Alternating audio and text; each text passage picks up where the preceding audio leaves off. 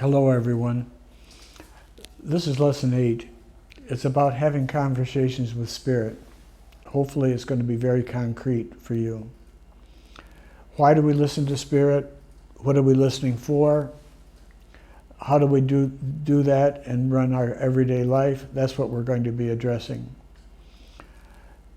In the last lesson, Jesus either said, or it is said in the New Testament and in the Gospel of Thomas, he who has an ear, an intuitive ear, to listen, let him listen.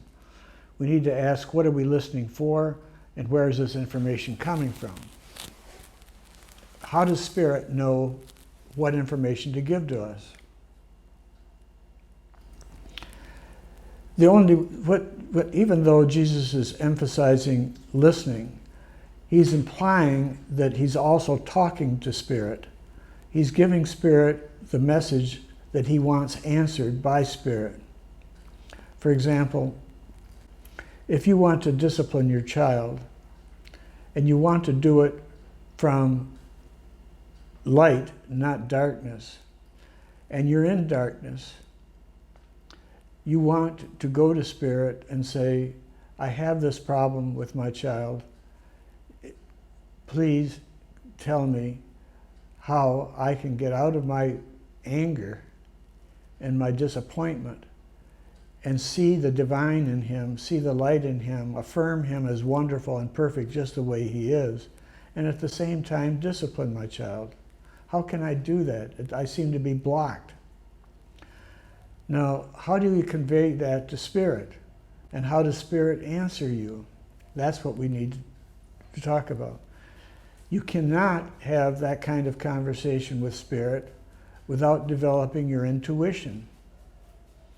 Because otherwise you're going to be in your mind, and when you're in your mind, you're going to be in darkness. It is almost impossible to see the divine in another person and to love the other person unconditionally with your mind. You have to do it through your intuition. Your intuition acts with your heart, and your heart then opens you up to ideas that your mind cannot see. One of the ways I have taught people to begin to use their intuition is through what I call automatic writing. Let me tell you about this technique and how it leads to you having interactive conversations with Spirit every day, all day. You start with a pad. First of all, you take a pad of paper and a pencil and you go to a place where you can be quiet. Usually a beautiful place. For example, your favorite coffee shop, or maybe you want to go for a walk in the park and sit next to a tree. Or maybe you want to go in your backyard and a favorite chair. But it's important that you go to a special location where you can be very still. Once you get there, you leave or suspend all your previous beliefs about the concern that you have at the present time. You simply say, I don't know. My mind tells me this, but my heart simply is not in light. I need information. I'm willing to give up all my previous beliefs in order to get new information. Remember, old beliefs hold us to a level of knowing and a level of love.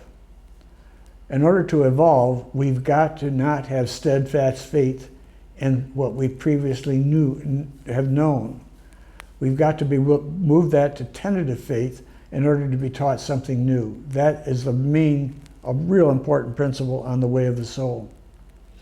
So you're in a favorite place, you have a pad, you've emptied yourself of all your predispositions and beliefs, and now put your pen on the pad and begin to sense with your soul. You'll find that there's ideas that come from your mind and there's ideas that come through you. For example, when these surfers who are videotaping me right now get out on a big wave,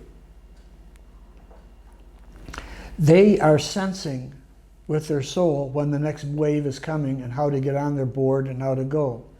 You do that perhaps in the kitchen when you're creating a meal. You use your intuition to sense how to change the previous recipe to make it better. So you know how to use your intuition. You know how to use spirit to fix a meal. It's much more difficult to use intuition to change your life than it is to use intuition to create a work of art or music. So you got your pencil on your pad, and initially don't even ask a question. Don't even desire anything. Spirit is one with you. Spirit knows your history. Spirit knows your DNA. Spirit knows the issues that you're facing. You don't have to pray. You don't have to ask. Just say, tell me what you think I need to know now. Then sense, and it'll come through you. Some people feel that it comes through their stomach, some people think it comes through your heart, but you sense with your whole body, and some people actually hear words, some people get visions, or just get an image. But whatever word comes, whatever phrase comes, whatever image, write it down. And don't look for logic. Then when that word is written down, wait until the next one comes, until the next phrase, the next image, the next sensation. Keep writing. After about 10 or 15 minutes, you're going to get a sense it's time to stop. At that point, you put down your pen and you look at what you've written, and you look for themes. You look for how this relates to that. Initially, it won't be logical. Initially, your mind is continually interfering with your intuition. So some of the things are going to seem stupid, other things are going to be right on. After you continue that for a few days, it'll begin to flow. That is because you learned more and more how to turn off your mind and become one with your intuition. It's what Buddha calls mastering yourself. You're actually mastering your intuition. When you get an idea, when you get an answer that seems right, then you might put your pen to the pad and ask a question like, how do I do that? Tell me more. And then write again what you hear until finally you've got your lesson for the day and you can begin the day. Now some people do that 2 or 3 times a day. Here's what's going to happen. Eventually, automatic writing will just flow. Anytime you've got a concern, you just sit down with a pad and the answer will flow out. Then the second stage is you'll begin to ask specific questions, like how do I deal with my relationship with my boss, and do it in a way that puts me on the way of the soul rather than on the way of the mind. And the answer will begin to flow out. It really depends on whether you're able to empty yourself of your former ideas and your former beliefs, and when you're able to trust your intuition. The stage after that is that you can go out without a pad and sit in your chair, and all of a sudden ideas begin to come to you. You'll sense them through your heart. There will be an image, and you'll begin to ask questions and get responses. Gradually, you'll begin to have active conversations with Spirit. Interactive. Jesus was always talking to Spirit and getting answers. Buddha was, not Buddha, but Abraham always was too. Where do I go to camp, for example? You can ask Spirit any practical questions and get answers. you eventually get to the point where through intuition, you have a friend, a guide with you all the time for any of your concerns.